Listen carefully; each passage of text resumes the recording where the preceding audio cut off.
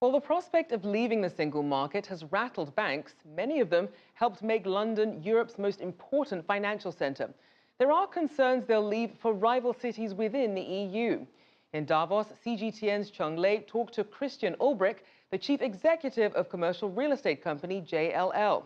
She asked him what Brexit means for his industry. So far, the economy and the mood in the economy is still, the sentiment is still pretty strong. As a European, continental European, I think there's still more to come. They may not have realized what it means to really be alone. And so it will be a bumpy road going forward, I guess, for the UK.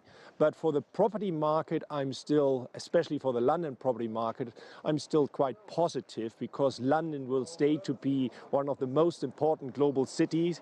It is the safe haven of the world.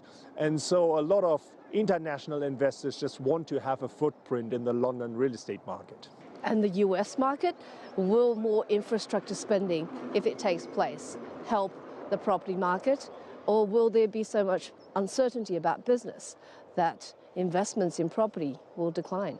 Let's be hopeful and positive about it, and let's be especially hopeful that a lot of the talk or the tweets we are currently seeing will not be in reality the way as they sound today.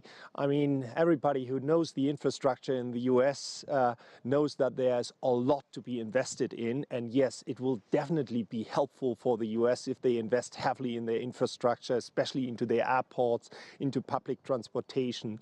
And that will help the real estate market. I mean, the US is the big economy, the big free economy of the world, and therefore it is incredibly important for the well-being of the whole world that the US is doing well. So we are really positive if these investments are going to come.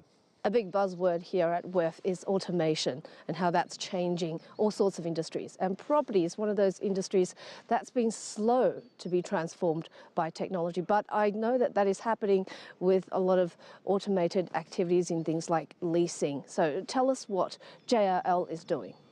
And once you have a building, it is to get to a smart building. When you look at the occupancy of office space in most capital cities of the world, the office space is actually only occupied by about 60%.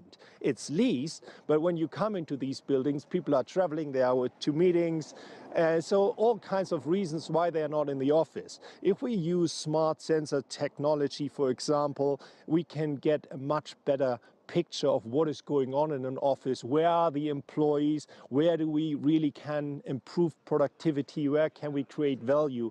That will change quite a bit how office space is being used. We will have less office space per employee, which is incredibly important in many cities like New York, like San Francisco, like London, where we have way too little residential space. So you will see office space being converted into residential space because we just need less office space per employee.